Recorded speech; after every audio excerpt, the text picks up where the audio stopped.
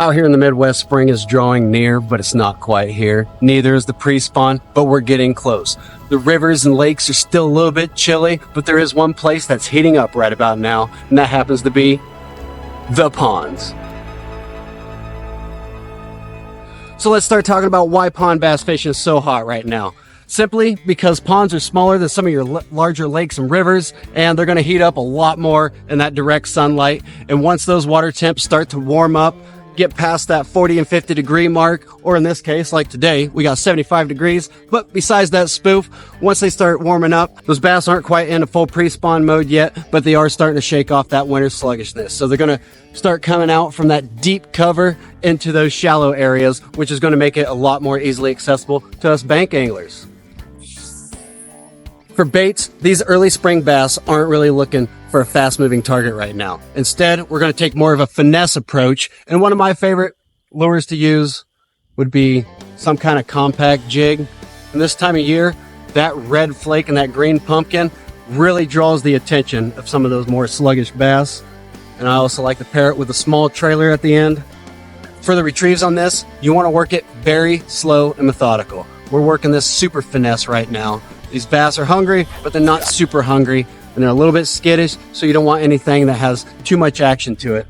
So we just want to drop it, send it out there, let it sink on the bottom, and then we're going to slowly retrieve this, making sure it makes contact with the floor as much as possible. And after every few rotations, you want to flick your reel up. It's going to come about a foot and a half off the ground, and right as it's coming down, that's when those bass really want to take note to it. Holy crap, you got one on that good old classic jig. This is a nice one. We got 6 count test. Oh, he's not. But he's all right. Flip him on up. Button line here. Right here. That early spring action. Pre-spawn. Gosh. Where'd he get out? Right there. I like to use that red flake this time of year. Green pumpkin, always a great choice. Go natural. All right, so no, when we're walking these banks right here, you do have to remember this time of year, these bass are going to be very skittish. So I like to step away from the pond here, and I like to make sure I'm not in any fish's visual as I'm walking. Because if I get too close, they'll see me and they'll dart off, and you're not going to catch anything right there. So we're going to have to shut our loud mouths and try to stay out of the view to have a better shot of success. When the water temperatures warm up, you're going to want to start focusing your attention on the north and east facing banks of the pond, simply because these areas are going to soak up more direct sunlight, warming up the water a lot faster. And key areas to be looking out for are those dark, rocky, muddy bottoms, and let's not forget those submerged structures. Those logs, stumps, and overhanging brush, these are going to be prime holding spots. Also keep an eye out for drainage areas or small inlets. These spots bring in fresh, oxygenated water and often holding a buffet of bait fish. Remember, bass are still hugging cover this time of year, so precision is going to be key. Get your lure tight to those structures.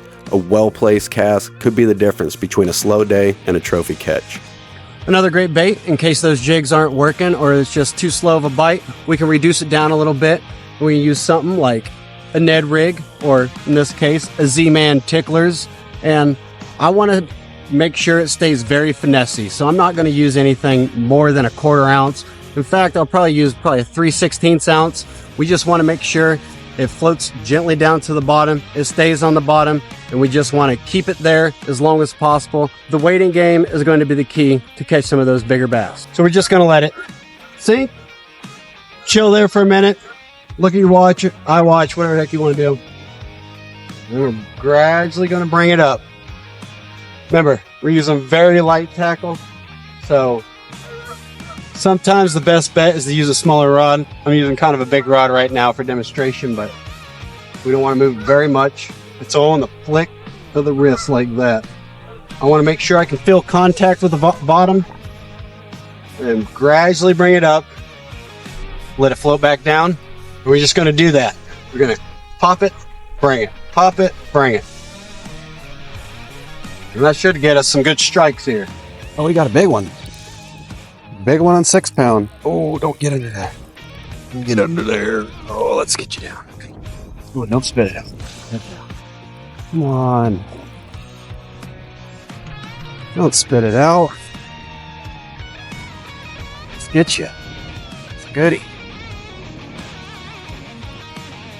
Can I get you? Oh, man. Oh, no. Oh, it broke off too. It wasn't a very big test, that's for certain. Whew. Well, that's a big old bass. Just don't be surprised if you don't catch a monster. Still great choice. Now that I'm back here around the pond, I want to talk about the third and last bait, and that's going to be a suspending jerk bait. These things are going to work amazingly if it's super slow in the water and nothing else is working, but you see a little bit of that topwater action. It's a good choice to be throwing. Let it set out there as long as you can physically handle. Let it set out there a little bit longer, and then give it a few twitches. We're not talking like yanking that thing out of the water. We're talking just a slight boop, boop, side to side action. The bass are going to sit there, look at it for a little while. As soon as it makes that little creep right there, that's when they're going to smoke it. Same standard casting approach. Just going to take this jerk bait, set it out there, let it set. 2 hours later, something might be looking at it by now. Reeling that slack off the top of the water here. Just kind of give it that little bump, like little. Let it chill. Make sure you get that slack. It's pretty windy today, so I got to keep reeling in the slack, but it could be good for getting some topwater action too. The goal is to just make it look like a dying bait fish. And dying bait fish don't move that much. They just float on top of the water until they get a little bit of that boost of energy, and then they kind of wiggle back and forth like this. Playing dead, little boost of energy, wiggle back and forth. It's about what it is.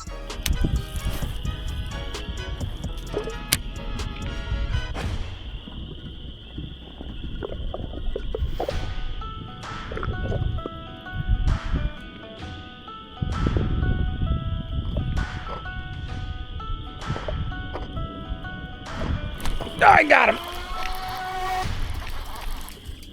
Ah, little guy, but there we are on jerk bait.